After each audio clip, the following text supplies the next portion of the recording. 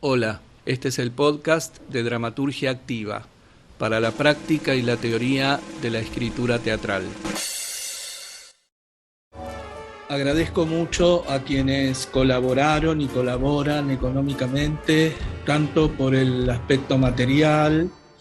Esto para mí es como una financiación para seguir haciendo este trabajo que tengo muchas ganas de hacer con entusiasmo, así como el podcast Conducta Creativa en la vida y en la obra, Imagino Ficción, el de los talleres de dramaturgia y los libros que subo solo a mi canal de YouTube.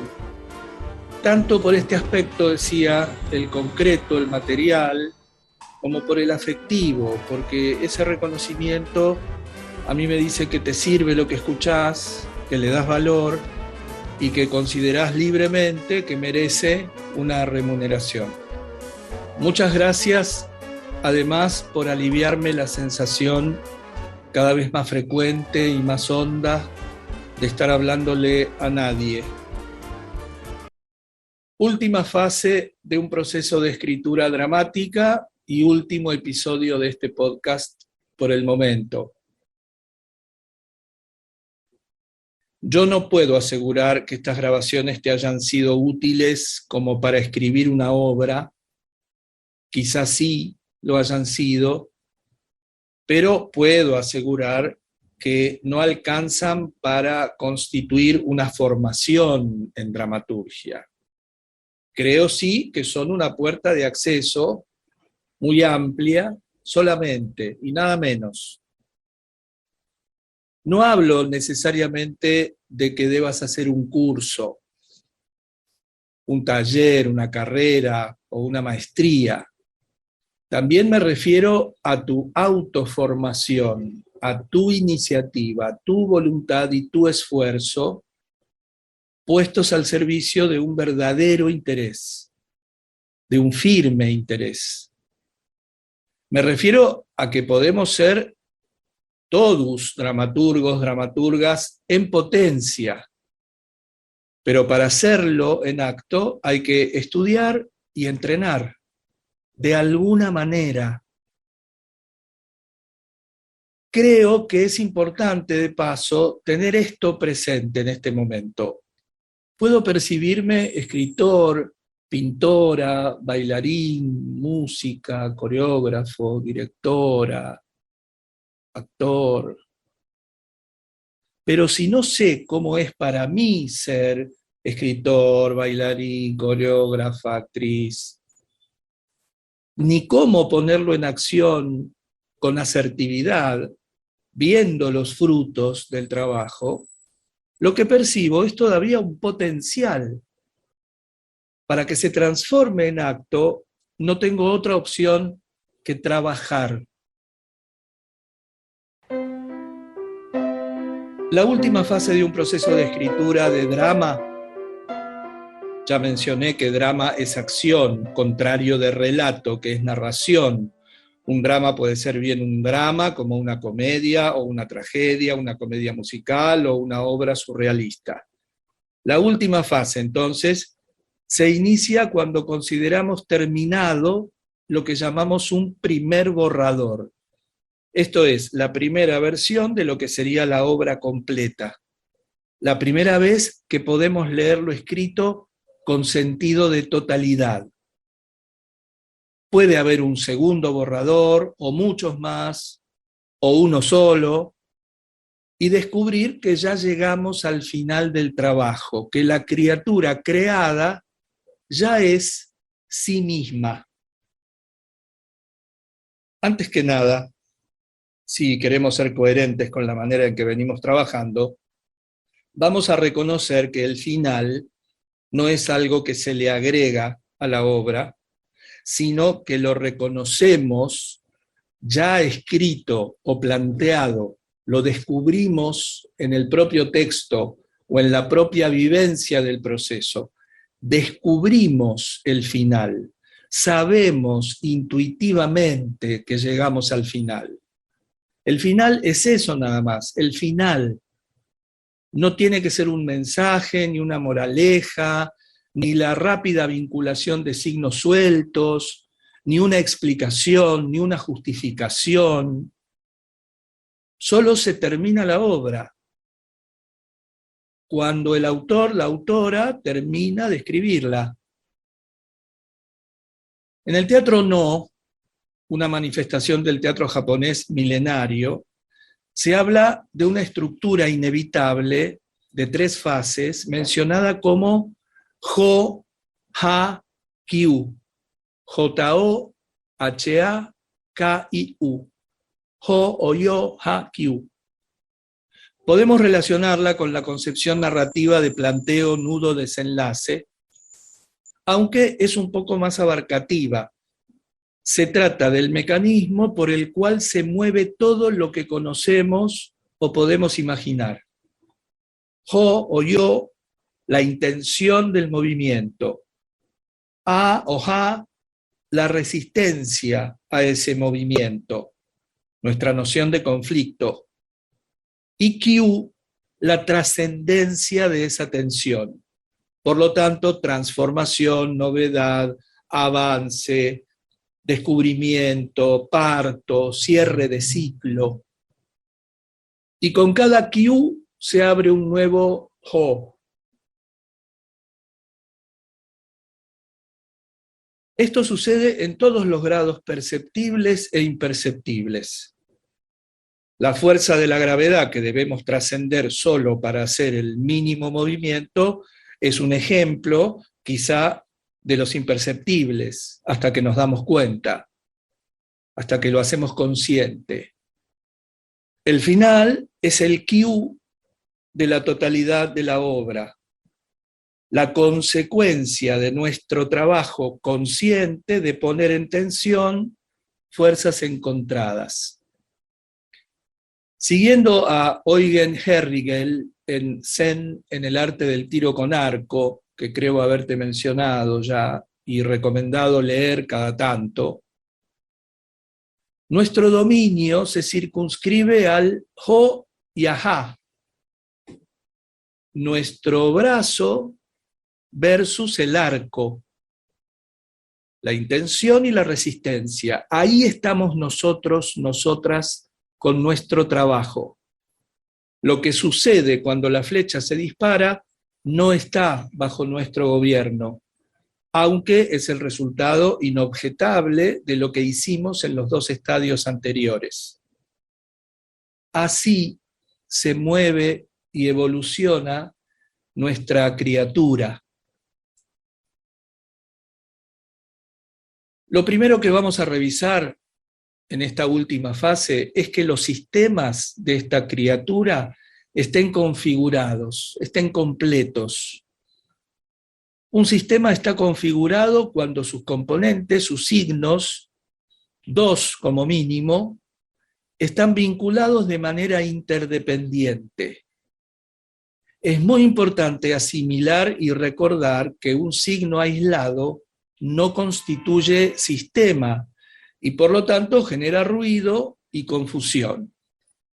Recordá la diferencia entre un grupo de 8 piedras desorganizadas y un octógono. Recordá también que el sistema, los sistemas de la obra, son el acceso al sentido que cada persona conciba en su contacto con ellos, que el sentido no existe en la obra a priori, ni se lo da el autor. Es un proceso único y subjetivo que se produce en el vínculo que se establece entre la obra y cada receptor. Por eso será mejor para nuestra obra que confiemos, las autoras, los autores, en que si hay sistema, hay sentido. A medida que vamos chequeando los sistemas, teniendo en cuenta a la vez cómo se va replicando el dispositivo Yo-Ha-Kyu, Ho-Ha-Kyu en esos sistemas en movimiento, podemos ir tomando decisiones en 2 aspectos capitales del trabajo. Primero, la eliminación de todo lo que consideremos prescindible. Por empezar, los signos solitarios que no se integran a ningún sistema. Seguimos la premisa de Oro de que lo que no es imprescindible sobra. Esto de ninguna manera es un elogio de lo breve. Puede resultarnos imprescindible una obra de 1000 páginas o un espectáculo cuya representación dure semanas enteras. Otra vez, lo que define es nuestra honestidad con nosotros mismos, con nosotras mismas. Segundo, el último chequeo del sistema de informaciones e indicios en cuanto a qué datos permanecerán en la superficie de la obra misma, la que se ve y se escucha, como informaciones o como indicios. Por ejemplo, la madre de un personaje dice, soy tu madre o soy su madre. Que este personaje es la madre del otro es una información inobjetable. Pero si la madre no dice nada, pero en su trato con él da indicios de una relación maternal, la información de que este personaje es la madre permanece oculta. Y lo que se da es un indicio, por ejemplo, a través de su conducta. Seguramente podremos encontrar otros en el sistema de indicios de que esta mujer podría ser casi seguro que es la madre. Es la decisión de cómo va a expresarse la obra, dónde va a ser explícita y dónde implícita, qué se va a revelar y qué se va a encubrir con el objeto de ser descubierto o de por lo menos promover esa búsqueda. Para terminar, el título. El título es la primera o primeras palabras de la obra. Es la primera didascalia. Es la invitación a entrar. Es vos enunciando esa primera didascalia como invitación. Sos vos en la puerta de la obra, invitando a entrar al lector, la lectora, la espectadora, el espectador. Según lo que estemos expresando, puede estar vinculado a la obra de manera lineal, directa. Por ejemplo, el zoológico de cristal de Tennessee Williams. Ese zoológico de cristal es un objeto que existe materialmente en el universo de la obra, que es manipulado por una de las protagonistas y que es cardinal tanto para la fábula, el relato, como para la acción de la obra. También el título puede existir de manera poética, metafórica, como en Casa de Muñecas, en el cual Henrik Ibsen nos da su perspectiva, que es la misma que asume la protagonista después de su revelación y de su rebelión, valga el juego de palabras, de la situación de las mujeres en las estructuras familiares de ese tiempo. Puede reflejar un enfoque irónico del autor, como en Familia, de Florencio Sánchez, que así nos invita a conocer una familia donde no existe ningún lazo noble ni amoroso. La referencia puede ser lejana o estar encubierta o existir apenas, como en La cantante calva de Ionesco, en la cual no hay ninguna cantante y no se muestra situación alguna que pueda asociarse a las cantantes ni a su calvicie. Solo se pregunta de improviso en un momento por ella y la cantante calva y se responde, se está peinando. Te sugiero que sigas observando la relación de los títulos con las obras. Podríamos hacer un podcast interminable explorando títulos y su relación con los contenidos. Esto es estudiar el ítem título de la obra. Y será, por lo tanto, el antídoto infalible contra el no me sale ningún título. Relacionada con esta idea de que el título salga, que debe salir, Justamente una estrategia muy eficaz y una práctica creativa por antonomasia es efectivamente que el título salga. Que salga quiere decir que sea escrito en un papel o en un documento, que salga de nosotros, porque en nosotros está lleno de títulos, ¿eh? No es que nos salen hacia nosotros, hacia nosotros salen.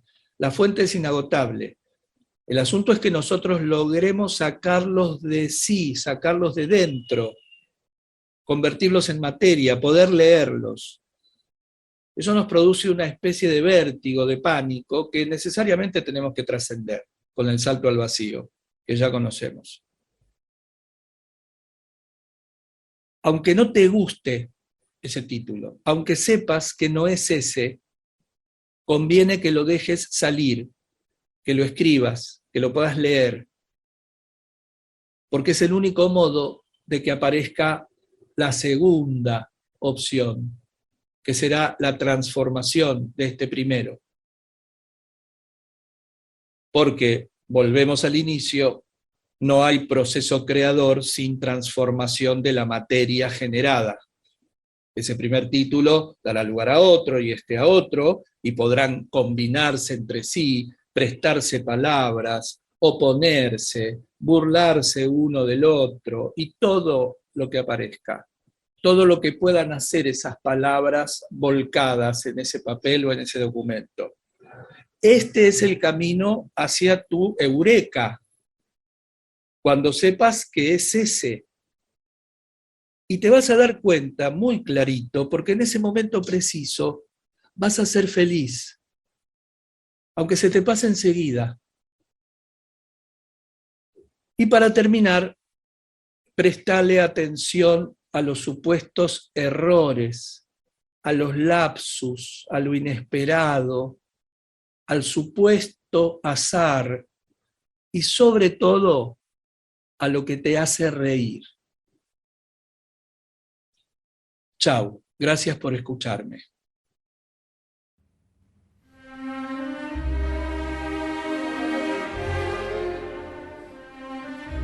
Microgramatical.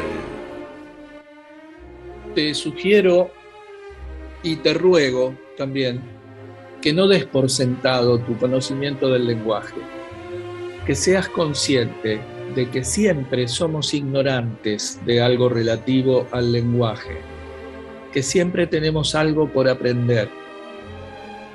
Aprender a hablar, a escribir, nos ayuda a aprender a pensar de otra manera. Nuestro pensamiento es lenguaje. Cuanto más estudiemos ese lenguaje, cuanto más lo conozcamos, mayores posibilidades de expresión vamos a tener, tanto oralmente como por escrito, más libres vamos a ser, sino que también vamos a poder generar pensamientos más complejos. Y cuanto más complejos sean nuestros pensamientos, más podremos estudiarnos a nosotros mismos, a nosotras mismas, porque somos seres extremadamente complejos. El estudio del lenguaje, la pureza del lenguaje, la precisión del lenguaje, no son detalles, ni lujos para intelectuales, ni tareas para diletantes. Es una materia indispensable para la mejor vinculación con los demás, con el entorno y consigo mismo, misma. No es una tontería el lenguaje, no lo es. Probablemente no te des cuenta quizá en este momento, pero si tenés confianza en mí, si te han resonado algunas otras cosas que has escuchado, bueno, yo con tranquilidad de conciencia te digo que tengas confianza, que me creas. Es fundamental el lenguaje para nuestra vida, para nuestra evolución, para nuestro crecimiento, para que pensemos cada vez más complejo, para que abandonemos cada vez más el animal y nos acerquemos cada vez más a lo humano. el momento en el que vas a sacarte las dudas es el preciso momento en el que te aparecen. Confía en mí. Tenés la posibilidad de acceder con el teléfono a cualquier diccionario, al de la Real Academia Española y a otros, de lunfardo, de sinónimos, etimológicos. Te puede llevar 20 segundos averiguar qué quiere decir una palabra o cómo se escribe o cuál es la diferencia entre una y otra. 20 segundos con el teléfono. No desaproveches esa oportunidad. No tenés que ir a una biblioteca, ni consultarlo con un profesor, ni tratar de encontrar un libro que no se consigue. Con tu propio teléfono, en 20 segundos, en un viaje, en una sala de espera, en el baño, te podés sacar la duda. Y esa duda, también te lo aseguro, con tranquilidad de conciencia y con un montón de aval atrás, ese aprendizaje que vas a integrar en ese momento va a ser verdadero, va a ser significativo, porque surgió de tu propio interés, de tu propio trabajo. No fue algo que te dijeron que tenías que aprender. Lo aprendiste porque vos querías y lo hiciste a través de tus propios medios. De eso no te olvidas. Si seguís preguntando, esto va con H, esto lleva acento, se dice así o así, no aprendés nada. Créeme, no aprendés nada. No preguntes más cómo son las cosas. Andá y averigualo. Averiguá cómo funciona tu lenguaje. Va a ser mejor para vos, para todos, para todas. Para todes, para todos, para todos.